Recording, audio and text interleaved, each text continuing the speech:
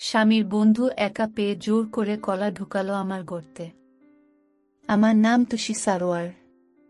আমি বর্তমানে অস্ট্রেলিয়ার সিডনিতে থাকি, স্বামী ও আমাদের একমাত্র সন্তান 5 বছরের রাফিনকে নিয়ে।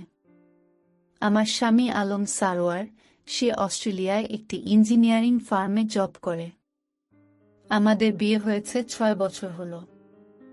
আমার স্বামীর বয়স বর্তমানে 37 এবং আমার 29। আমার স্বামী বিয়ের আগে থেকেই অস্ট্রেলিয়া ছিল। বিয়ের পর 3 বছর আমি বাড়িতেই ছিলাম আমার শ্বশুর শাশুড়ির সাথে। যদিও তারা বলেছিলেন অস্ট্রেলিয়া চলে আসতে, কিন্তু আমার নিজের কাছেই মনে হয়েছে কাজটা ঠিক হবে না। বিয়ের পরপরই যদি চলে যাই তবে ব্যাপারটা খারাপ দেখায়। তখন আলম ছুটি পেলেই বাংলাদেশে চলে আসত। বাংলাদেশেই আমার ছেলের জন্ম হলো। আমার কলিজার টুকরা। আমার শ্বশুর শাশুড়ি আমাকে নিজের মেয়ের মতো ভালোবাসেন, কারণ তাদের কোনো মেয়ে নেই। আমার হাজব্যান্ডই তাদের একমাত্র সন্তান। আর আমার স্বামী আমাকে কতটা ভালোবাসে তা বোধহয় কোনোভাবেই বোঝানো যাবে না। আমাদের অ্যারেঞ্জড ম্যারেজ হলেও আমরা খুব খুশি। আলম ধূমপান করে না, ড্রিঙ্কস করে না, ব্যবহার খুবই ভালো। নামায় পড়ে। সবাই তো এমন একজন স্বামীই চায় জীবনসঙ্গী হিসেবে। আমার সৌভাগ্য যে এমন একটা পরিবার আমার বিয়ে হয়েছে। কারণ আলমদের তুলনায় আমরা গরিবই বলা চলে। আমার শ্বশুর সাবেক ব্যাংকার। বাংলাদেশ ব্যাংকে চাকরি করে রিটায়ার্ড হয়েছেন। ঢাকায় 6 তলা বাড়ি। আমার হাজব্যান্ড বুয়েট থেকে পাশ করার 2 বছর পরেই অস্ট্রেলিয়ায় জব পেয়ে যায়। আর সে তুলনায় আমি নিতান্ত মফস্বলের মেয়ে। আমি যখন অনার্স ফার্স্ট ইয়ারে ভর্তি হলাম তখনই আমার বিয়ে হলো। যাই হোক, রাফিন একটু বড় হলে শ্বশুর শাশুড়ি দুজনই বললেন এবার অস্ট্রেলিয়া চলে যেতে। শেষ পর্যন্ত চলেই আসি। এখানে শুরু হয় আমাদের নতুন জীবন, নতুন সংসার। আলম সকালে যায় আর সন্ধ্যায় ফিরে। রাফিনও তখন ছোট। তাছাড়া আমি এখানকার কিছুই চিনি না, ইংরেজিও ভালো বলতে পারি না। তাই সারাদিন ঘরেই থাকি। রান্না, ঘর গুছানো, রাফিনকে খাওয়ানো, ওর সাথে খেলা করা, টিভি দেখা, এভাবেই চলতে লাগল। রবিবারে এখানে ছুটি থাকে, তখন আমরা 3 জন মিলে ঘুরতে যেতাম। একদিন খবর এল আমার শ্বশুর খুব অসুস্থ। আমাদেরকে যেতে বলল বাংলাদেশে। আলম ওই দিনই সব রেডি করল। প্লেনের টিকিট কাটল। কিন্তু আমার পাসপোর্ট ছিল বাংলাদেশ এম্বাসিতে। কি যেন সমস্যা হওয়ায় সেখানে আটকে ছিল পাসপোর্ট। আলম সেটা আনতে গেল, কিন্তু হাই কমিশন থেকে বলল 2 দিন লাগবে, কারণ তারা এখনো ওই কাজ শেষ করেনি। আমার হাজব্যান্ড খুব রেগে গেল। অনেক চেষ্টা করেও কিছু হলো না। শেষে সিদ্ধান্ত হলো আলম একাই দেশে যাবে। দেশে জানানো হলে সবাই বলল রাফিনকে নিয়ে যেতে সাথে করে, কারণ রাফিন আমার শ্বশুরের একমাত্র নাতি এবং তিনি রাফিনকে দেখতে চাচ্ছেন। শেষে রাফিনকে নিয়ে আলম রাতে বাংলাদেশে চলে গেল। আমি সিডনিতে একা থাকলাম। আলম বলে গেল, বাইরে যাওয়ার দরকার নেই, তুমি তো কিছু চিনো না। আর কয়েকটা ফোন নাম্বার দিয়ে গেল এখানকার কয়েকজন বাঙালির, যদি কোনো সমস্যা হয় সেজন্য। আলমকে খুব চিন্তিত মনে হচ্ছিল আমাকে একা রেখে যেতে। আমি ওকে বললাম, কোনো চিন্তা করো না। আমারও চিন্তা হচ্ছিল রাফিনের জন্য। জন্মের পর থেকে আমাকে ছাড়া 1 সেকেন্ডও থাকেনিও। এতটুকু বাচ্চা কিভাবে থাকবে মা ছাড়া? যদিও আমি জানি আলম ওকে আমার অভাব বুঝতে দিবে না। আর আমার শাশুড়ি তো আছেনই। বাংলাদেশে থাকাকালীন উনি বলতে গেলে রাফিনকে পেলেছেন। রাফিনও দাদা দাদিকে খুব পছন্দ করে। পরদিন সকাল বেলা ফোন করে জানলাম আলম ও রাফিন নিরাপদে বাংলাদেশে পৌঁছেছে। আমি একটু মানসিকভাবে চিন্তামুক্ত হলাম। রাফিনের সাথে আমার শ্বশুর শাশুড়ির সাথে কথা বললাম। তখন শ্বশুরের শারীরিক অবস্থা গতকালের চেয়ে উন্নত হয়েছে। আমি নাস্তা বানিয়ে খেয়ে ঘর গুছালাম। তারপর টিভি দেখতে বসলাম। যেহেতু রাফিন নেই, তাই তেমন কোনো কাজও নেই। আরাম করে বসে টিভি দেখছিলাম। এমন সময় দরজায় নক পড়ল। আমি একটু অবাক হলাম। এখন তো কারো আসার কথা নয়। ডোরভিউ দিয়ে দেখলাম একজন পুরুষ বাইরে দাঁড়ানো। আমি তাকে চিনতে পারলাম। তার নাম ডেল, আমার স্বামীর কলিগ ও বন্ধু। সে একজন অস্ট্রেলিয়ান। মাঝে মাঝে আলমের সাথে বাসায় আসে, গল্পগুজব করে। আমি দরজা খুললাম। ডেল আমাকে দেখে হাসি দিয়ে বলল, আলম কি ঘরে আছে? ও আমাকে আসতে বলেছিল। আজকে আমাদের দাবার ম্যাচ খেলার কথা। আজ রবিবার, সাপ্তাহিক ছুটি। মাঝে মাঝেই আলম ও ডেল দাবা খেলে, কখনো আমাদের বাসায়, কখনো ডেলের বাসায়। আলম হয়তো ওকে আজকে আসতে বলেছিল। আলম যে বাংলাদেশে গেছে সেটা সে জানত না। আমি ডেলকে ভিতরে আসতে বললাম। বাইরে থেকে চলে যেতে বললে খারাপ দেখায়, কারণ সে আমাদের পরিচিত। ডেল সোফায় বসল। আমি ডেলকে সব বলালাম। সে খুব দুঃখ প্রকাশ করল। সে চলে যেতে চাইল এবং বলল কোনো প্রবলেম হলে যাতে আমি তাকে জানাই। সে আমাকে তার ফোন নাম্বার দিল। আমি তাকে জাস্ট ভদ্রতার খাতিরে বললাম, কফি খেয়ে যাও। সে রাজি হয়ে গেল। আমি একটু বিরক্ত হলাম। আমি ভেবেছিলাম সে চলে যাবে। ডেল সোফায় বসে টিভি দেখতে লাগল। আমি কফি বানিয়ে আনলাম এবং তাকে দিলাম। সে আমাকে ধন্যবাদ দিল এবং কফি খেতে লাগল। আমি তার বিপরীত সোফায় বসে আছি। ডেল বলল, তুমি খাচ্ছ না কেন কফি? তুমি কি কফি পছন্দ করো না? আমি বললাম যে আমি কফি কম খাই। পরে রান্নাঘর থেকে বাকি কফিটা এনে খেতে লাগলাম। আলম আমাকে বলেছিল ডেলের ডিভোর্স হয়ে গেছে। ডেল কফি খেতে খেতে তার জীবনের গল্প শুরু করল। তার বিয়ে, ডিভোর্স, বাবা মা ইত্যাদি। ডেল এর বাবা নেই। মা থাকেন তার বড় বোনের সাথে। এখন ডেল একাই থাকে। ডেলও আমার বিয়ে, জীবন ইত্যাদি সম্পর্কে জানতে চাইল। আমি বললাম, আমার ভাঙা ইংরেজি ওর বুঝতে কষ্ট হচ্ছিল, আবার আমিও ওর ইংরেজি পুরোপুরি বুঝতে পারছিলাম না। তবুও আমরা ভালোভাবেই কথা চালিয়ে গেলাম। আমি না বুঝলে ডেল আমাকে ধীরে উচ্চারণ করে বুঝিয়ে দিচ্ছিল। মাঝে মাঝে হেসে দিচ্ছিল। বুঝতে পারলাম ও খুবই মজার মানুষ এবং এজন্য এই মনে হয় আমার স্বামী ওকে বন্ধু হিসেবে পছন্দ করে। যাই হোক, প্রথমে আমার যে ভয় আর সংকোচ হচ্ছিল ডেল এর সাথে কথা বলতে, তা অনেকটা কেটে গেল। ডেল আমাকে হঠাৎ বলল, তুমি কি দাবা খেলতে পারো? আমি থতমত খেয়ে গেলাম। আমি দাবা একটু একটু পারতাম। আলমের এটা প্রিয় খেলা। আলমই আমাকে শিখিয়েছিল। তবে এখন তো মনে হয় ভুলেই গেছি। আমি ডেলকে বললাম একটু একটু পারি। ও বলল, তুমি কি আমার সাথে খেলবে? আমি ভাবলাম না করে দিব, কিন্তু পরে মনে হলো খেলি, সময়টা তো কাটবে। আমি দাবা বোর্ড নিয়ে আসলাম। আমরা সোফায় খেলতে বসলাম। আমি একটু দূরে বসেছিলাম। ডেল বলল, তুমি দূরে বসলে খেলবে কিভাবে? আমি তখন কাছে গেলাম। ডেল বলল, তুমি কি আমাকে অস্বস্তিকর মনে করছো? আমি আলমের বন্ধু, তাই তোমারও বন্ধু। আমাকে ভয় পাচ্ছ কেন? তুমি খেলতে না চাইলে আমি চলে যাচ্ছি।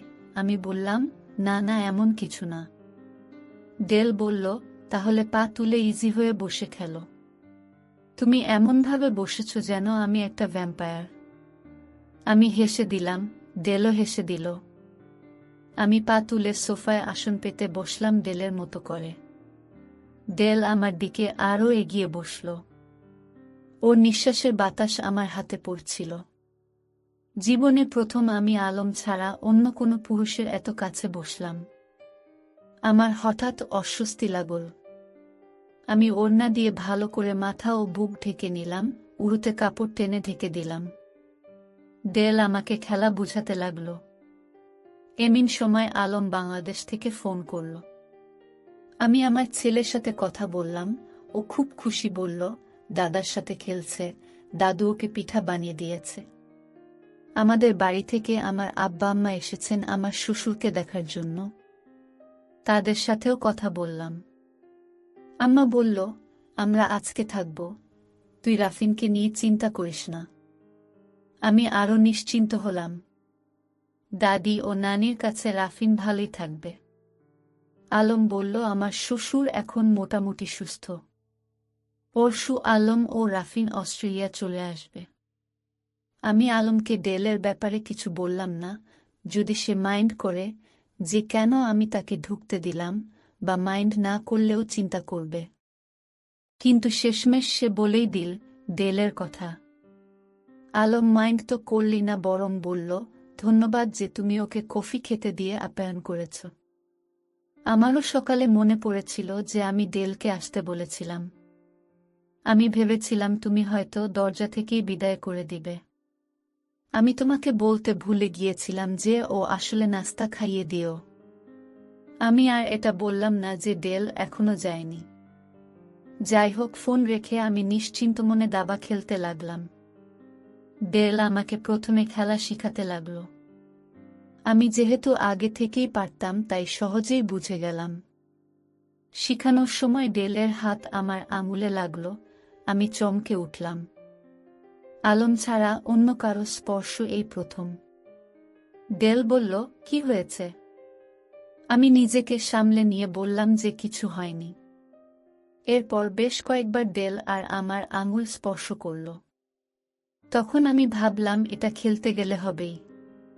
প্রথম ম্যাচ আমি হারলাম। দ্বিতীয় ম্যাচে আমি ভালো খেলতে লাগলাম। ডেল আমাকে উৎসাহ দিতে লাগল।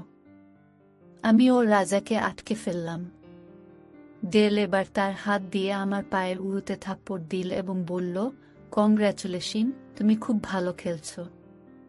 বলেই সে তার চাল ভাবতে লাগল, কিন্তু আমার উড়ু থেকে হাত সরাল না, বরং সেখানে হাত ঘষতে লাগল।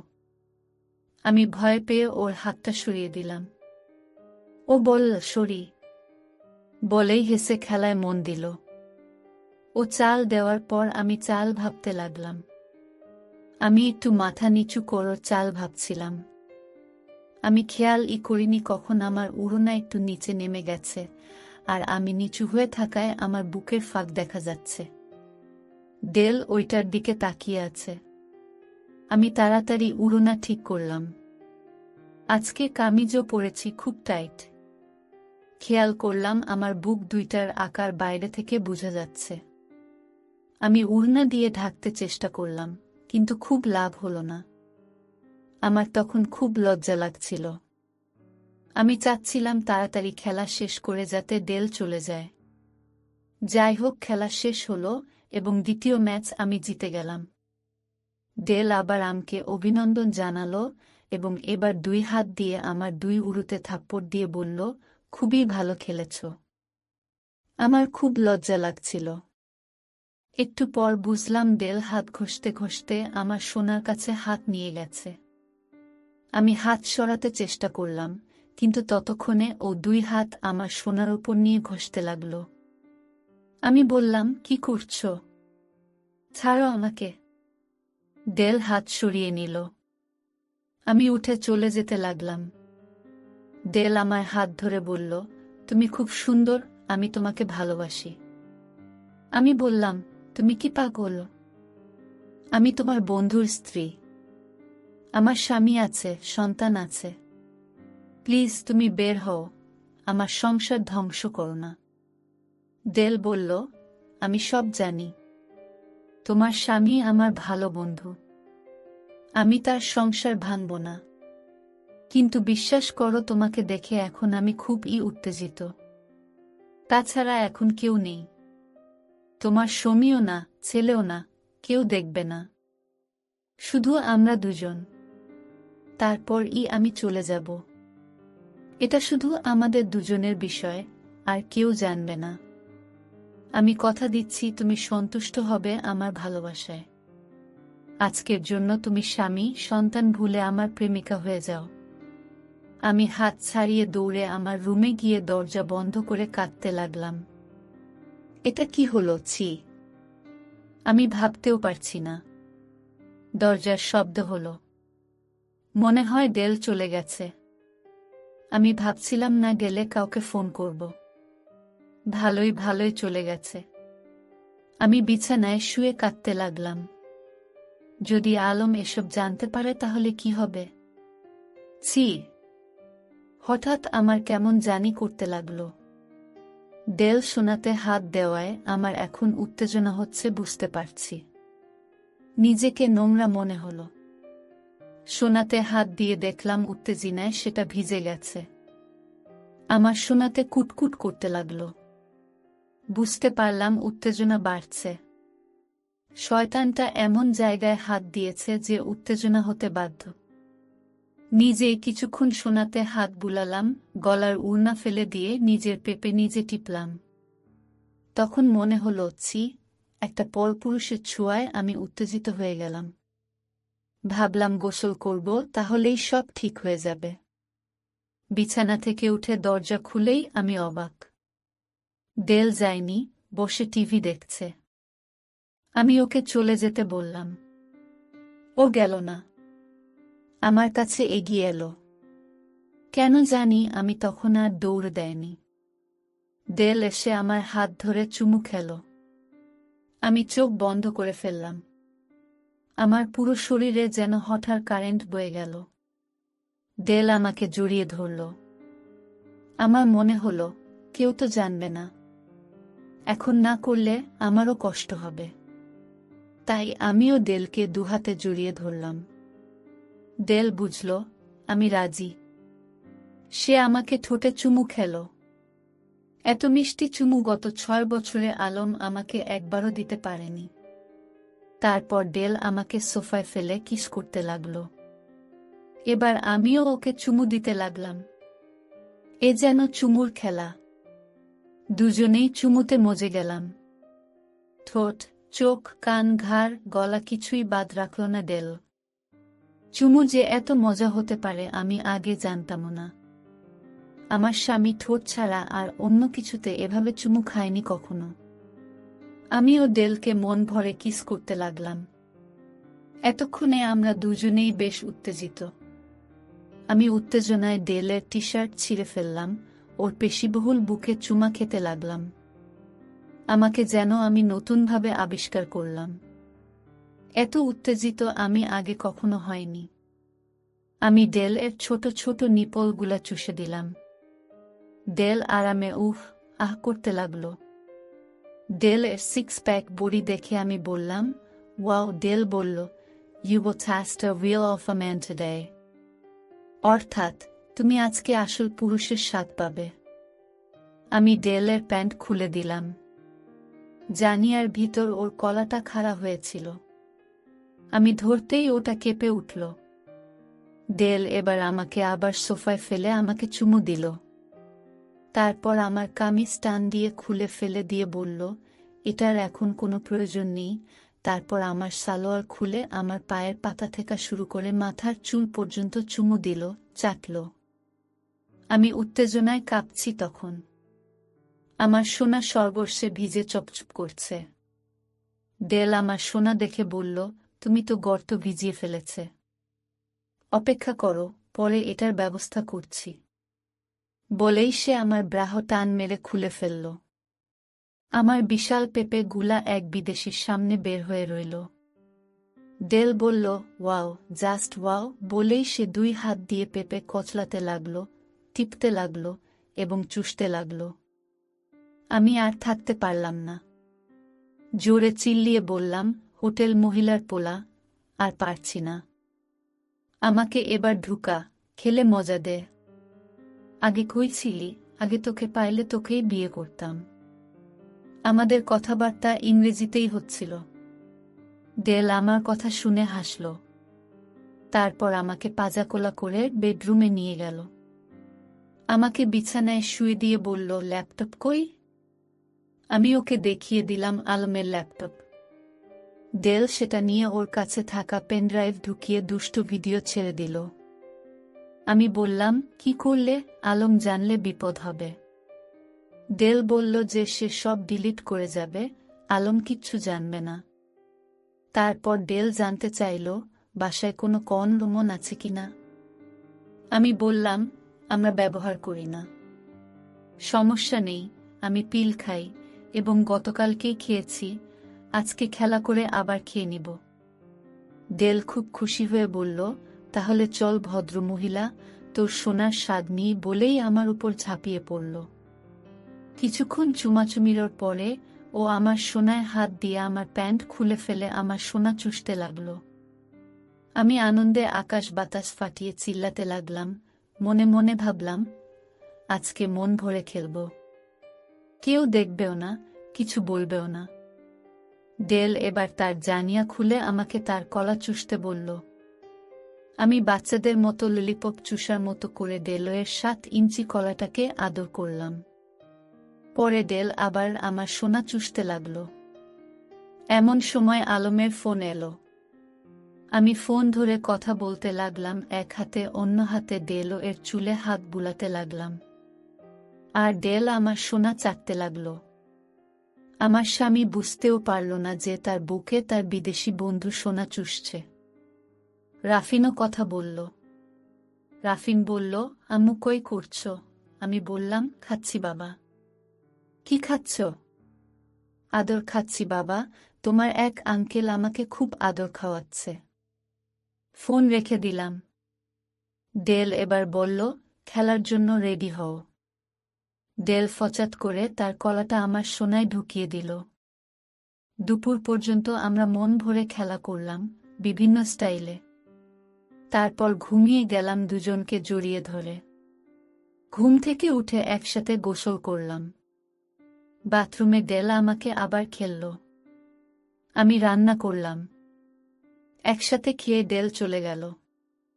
দুদিন পরে আমার স্বামী আর ছেলে চলে আসে।